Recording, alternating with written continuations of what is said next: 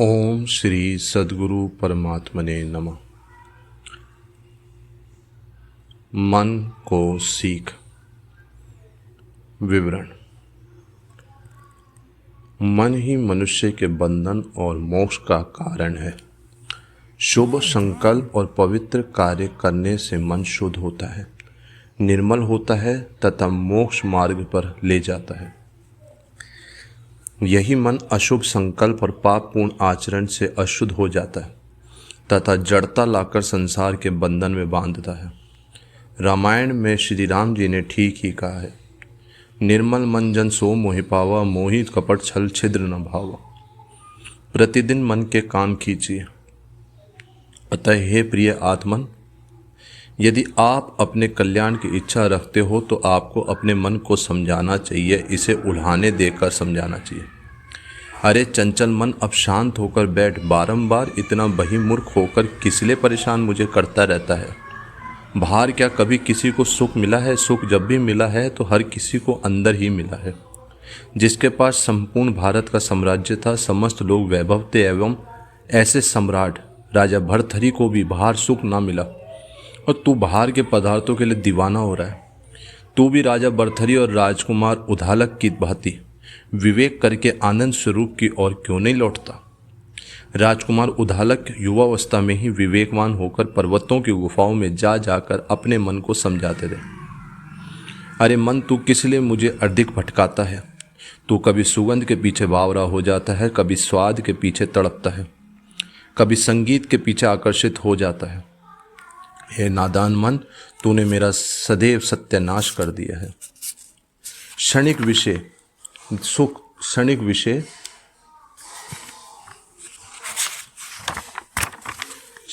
विषय सुख देकर तूने मेरा आत्मानंद छीन लिया है। मुझे विषय लोलुप बनाकर तूने मेरा बल, बुद्धि, तेज, स्वास्थ्य, आयु और उत्साह सभी को क्षीण कर दिया। राजकुमार उद्दालक पर्वत की गुफा में बैठे मन को समझाते हैं। अरे मन, तू बार बार विषय सुख और सांसारिक संबंधों की ओर दौड़ता है। पत्नी, बच्चे और मित्र आदि का सहवास चाहता है, परंतु इतना भी नहीं सोचता कि ये सब सदैव रहने वाले हैं। ये सब क्या सदैव रहने वाले हैं? जिन्हें प्रत्येक जन्म में छोड़ता आया है वे इस जन्म में भी छूट ही जाएंगे, और फिर तू इस जन्म में भी उन्हीं का विचार करता है। तू कितना बड़ा मूर्ख है, जिसका कभी वियोग नहीं होता, जो सदैव तेरे साथ हैं, जो आनंद स्वरूप है। ऐसे आत्मदेव के ध्यान में तू क्यों नहीं डूबता? इतना समय और जीवन तूने बर्बाद कर दिया। अब तो शांत होकर बैठ जा, थोड़ी तो पुण्य की कमाई करने दे। इतने समय तक तेरी बात मानकर तेरे संगीत करके मैंने अधम संकल्प किए, कुसंग किए, पाप कर्म किए। अब तो बुद्धिमान बन, पुरानी आदतों को छोड़, अंतर्मुख हो जा। उद्दालक की भांति इसी प्रकार एक बार नहीं परंतु प्रतिदिन मन के कान खींचने चाहिए। मन पलीत है, इस पर कभी विश्वास मत करिए। आपके कथानुसार मन न कभी चलता है न कभी चलेगा।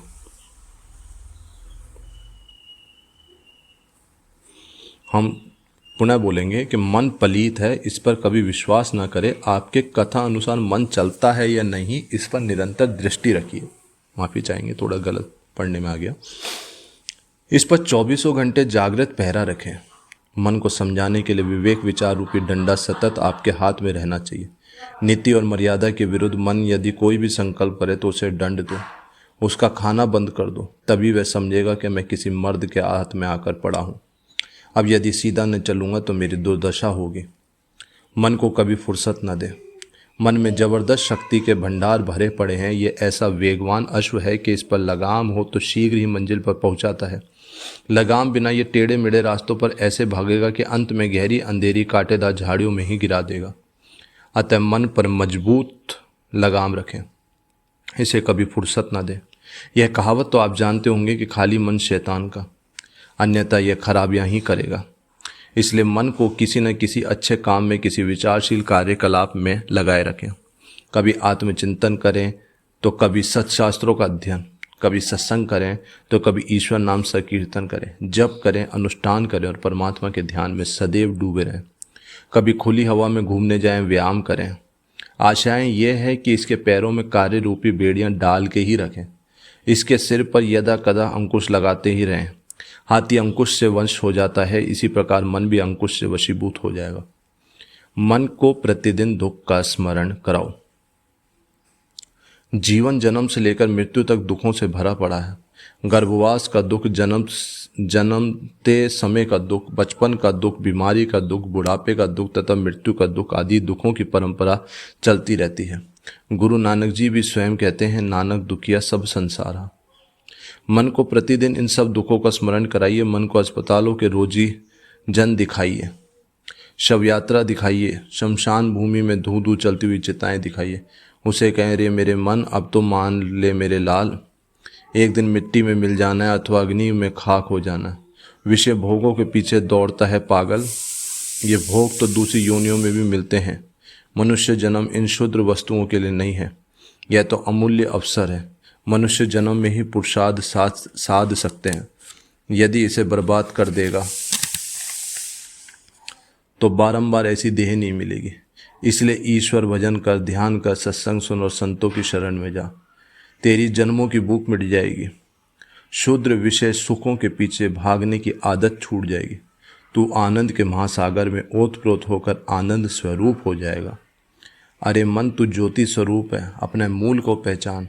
84 लाख योनियों के चक्कर में छूटने का यही अवसर तुझे मिला है और तू मुट्ठी भर चनों के लिए इसे नीलाम कर डालता है पगले। अरे मेरे प्यारे, अब तो जाग। तू तरंग रूप होकर जिसकी छाती पर नाचता है और अपने शूद्र अहम को फुलाता है, उस आत्म रूपी महासागर को एक बार पहचान ले। फिर तो समस्त दुख स्थायी रूप से उन्मिलित हो जाएंगे, नेस्ता नाबूद हो जाएंगे। इस प्रकार मन को समझाने से मन स्वतः ही समर्पण कर देगा। तत्पश्चात एक आज्ञाकारी व बुद्धिमान बच्चे के समान आपके बताए हुए सन्मार्ग पर खुशी खुशी चलेगा। जिसने अपने मन को जीत लिया, उसने समस्त जगत को जीत लिया। वह राजाओं का राजा है, सम्राटों का सम्राट है। संत और सम्राट। एक बार एक संत श्री राज दरबार में गए और इधर उधर देखने लगे। मंत्री ने आकर संत श्री से कहा, हे साधो, ये राज दरबार है, आप देखते नहीं कि सामने राज सिंहासन पर राजा जी स्वयं विराजमान है, आप उन्हें झुककर प्रणाम कीजिए। साधो, संत श्री ने उत्तर दिया, अरे मंत्री, तू राजा से पूछ कर आ कि आप मन के दास है या मन आपका दास है। मंत्री ने राजा के समीप जाकर उसी प्रकार पूछा। राजा लजा गया और बोला, मंत्री, आप ये क्यों पूछ रहे हैं? सभी मनुष्य मन के दास होते हैं। मन जैसा कहता है वैसा ही वे करते हैं। मंत्री ने राजा का यह उत्तर संत श्री से कहा। वे ये सुनकर बड़े जोर से हंसे और बोले, सुन मंत्री, तेरा राजा मन का दास है और मन मेरा दास है, इसलिए तेरा राजा मेरा दास का दास हुआ, मैं उसे झुककर किस प्रकार प्रणाम करूं? तेरा राजा राजा नहीं, पराधीन है। घोड़ा सवार के अधीन होने के बदले यदि सवार घोड़े के अधीन हो जाए तो घोड़ा सवार को ऐसी खाई में डालता है कि जहां से निकलना भारी पड़ जाता है। संत श्री के कथन में गहरा अनुभव था। राजा के कल्याण की सद्भावना थी, हृदय की गहराई में सत्यता थी। अहंकार नहीं, किंतु स्वानुभूति की स्नेहपूर्वक टंकार थी। राजा पर उन जीवन मुक्त महात्मा के सानिध्य, वाणी और दृष्टि का दिव्य प्रभाव पड़ा। संत श्री के ये शब्द सुनकर राजा सिंहासन से उठ खड़ा हुआ, आकर उनके पैरों में पड़ गया। संत श्री ने राजा को उपदेश दिया और मानव देह का मूल्य समझाया। मन की चाल अटपटी। मन की चाल बड़ी ही अटपटी है, इसलिए गाफिल न रहिएगा। इस पर कभी विश्वास न करिएगा। विषय विकार में इस गर्क न होने दें। चाहे जैसा तर्क लड़ाकर मन आपको दगा दे सकता है। अवश और अशुद्ध मन बंधन के जाल में फंसाता है। वश किया हुआ शुद्ध मन मोक्ष के मार्ग पर ले जाता है। शुद्ध और शांत मन से ही ईश्वर के दर्शन होते हैं, आत्मज्ञान की बातें समझ में आती हैं, तत्व ज्ञान होता है। मन की आटी अटपटी, झटपट लखे न कोय, मन की खटपट जो मिटे, चटपट दर्शन होए। मन का नशा उतार डालिए। मन एक मदमस्त हाथी के समान है। इसने कितने ही ऋषि मुनियों को खड़े खड्डे में डाल दिया है। आप पर यह सवार हो जाए तो आपको भूमि पर पछाड़ कर रौंद देगा।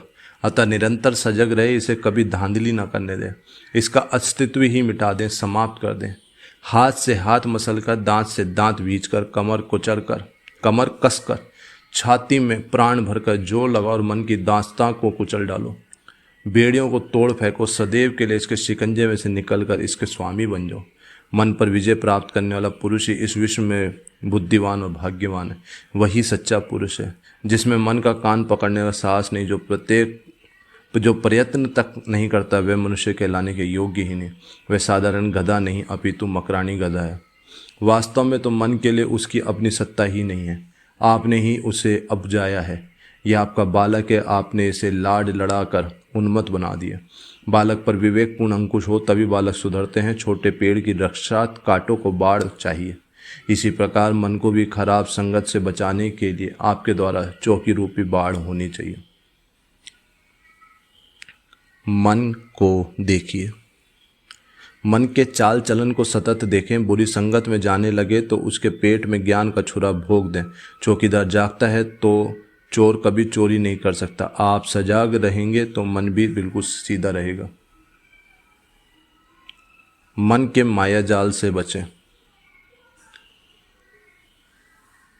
पहाड़ से चाहे कूद कर मर जाना पड़े तो मर जाइए, समुद्र में डूब मरना पड़े तो डूब मरिए, अग्नि में भस्म होना पड़े तो भले ही भस्म हो जाइए, और हाथी के पैर रो तले रुंधना पड़े तो रुंध जाइए, परंतु इस मन के माया जाल में मत फंसिए। मन तर्क लगाकर विषय रूपी विश्व में घसीट लेता है। इसने तो युगों युगों से और जन्मों जन्मों से आपको भटकाया, आत्मरूपी घर से बाहर खींचकर संसार की वीरान भूमि में भटकाया। प्यारे, अब तो जागो, मन की मलिनता को त्यागो, आत्मस्वरूप में जागो, साहस करो, पुरुषार्थ करके मन के साक्षी व स्वामी बन जाओ। आत्मज्ञान प्राप्त करने के लिए तथा आत्मानंद में मस्ती रहने के लिए सत्वगुण का प्राबल्य चाहिए। स्वभाव को सत्वगुणी बनाइए। आसुरी तत्वों को चुन चुनकर बाहर फेंकिए। यदि आप अपने मन पर नियंत्रण नहीं पाएंगे तो यह किस प्रकार संभव होगा। रजो और तमोगुण में रेंगते रहेंगे तो आत्मज्ञान के आंगन में किस प्रकार पहुंच जाएंगे। यदि मन मैला हो प्रिय, सभी मैला होए, तन धोए से मन कभी साफ स्वच्छ न होए। इसलिए सदैव मन के कान मरोड़ते रहिए। इसके पाप और बुरे कर्म इसके सामने रखते रहें। आप तो निर्मल हैं, परंतु मन ने आपको कुकर्मों के कीचड़ में लथपथ कर दिया है। आपकी वास्तविकता भूमिमा को याद करके मन को कठोरता से देखते रहिए तो मन समझ जाएगा, शर्माएगा और अपने आप ही अपना माया जाल समेट लेगा। आहार शुद्धि रखें। कहावत है कि जैसा खाएं अन्न वैसा बने मन। खुराक के स्थूल भाग से स्थूल शरीर और सूक्ष्म भाग से सूक्ष्म शरीर अर्थात मन का निर्माण होता है। इसलिए सदैव सत्वगुणी खुराक लीजिए। दारू, शराब, मांस, मछली, बीड़ी, तंबाकू, अफीम, गांजा, चाय आदि वस्तुओं से प्रयत्न पूर्वक दूर रहिए।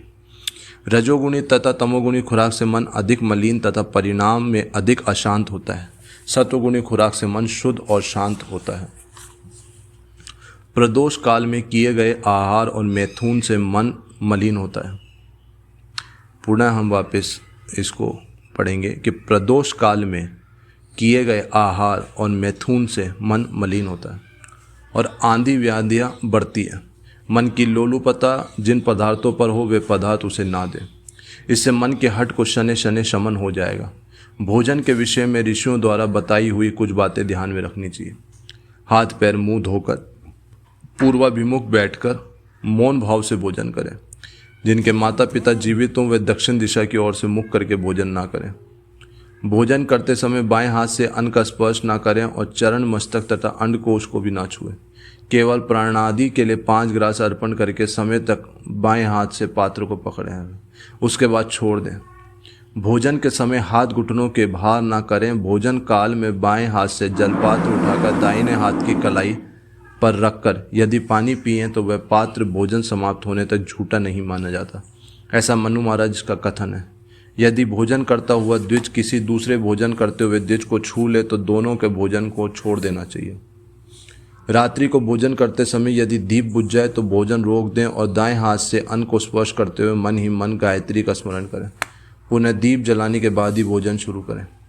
अधिक मात्रा में भोजन करने से आयु तथा आरोग्यता का नष्ट होता है। उदर का आधा भाग अन्न से भरो, चौथाई भाग जल से भरो और चौथाई भाग वायु के आवागमन के लिए खाली रखो। भोजन के बाद थोड़ी देर तक बैठो, फिर भी 100 कदम चलकर कुछ देर तक बाईं करवट लेते रहो तो अन्न ठीक ढंग से पचता है। भोजन के अंत में भगवान को अर्पण किया हुआ तुलसी दल खाना चाहिए। भोजन विषयक इन सब बातों को आचार में लाने से जीवन में सत्व गुण की वृद्धि होती है। मंत्र जाप करें। तुच्छ ओछे लोगों की संगत से मन भी तुच्छ और विकारी बन जाता है। मंत्र जाप करने से मन के चारों ओर एक विशेष प्रकार का आभा मंडल तैयार हो जाता है।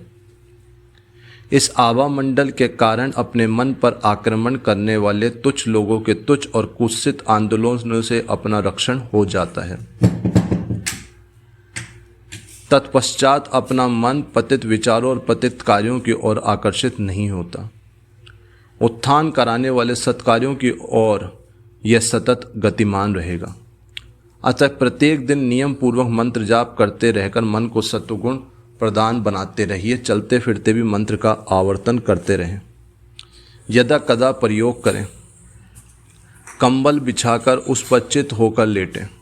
शरीर को एकदम ढीला छोड़ दें। बिल्कुल शांत हो जाएं। समग्र विश्व को भूल जाएं। शांत होकर विचार करने से जानेंगे कि जो सुख दुख मिलता है वह सब हमारे कर्मों का फल है। इसका फल देने में मित्र और शत्रु तो निमित्त मात्र है। मैं जागता हूँ तो समस्त संसार दिख पड़ता है। मैं सो जाता हूँ तो सारा संसार गायब हो जाता है। इसलिए यह समस्त संसार जगत स्वप्न के समान मिथ्या है।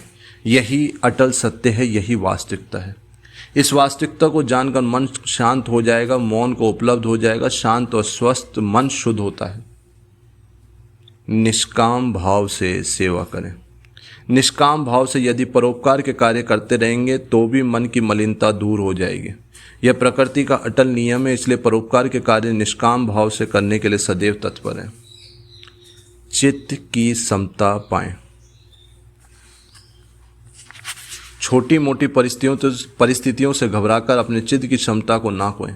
भले ही आपको कोई गाली दे अथवा हानि पहुंचाए, परंतु आप क्रोध ना करें।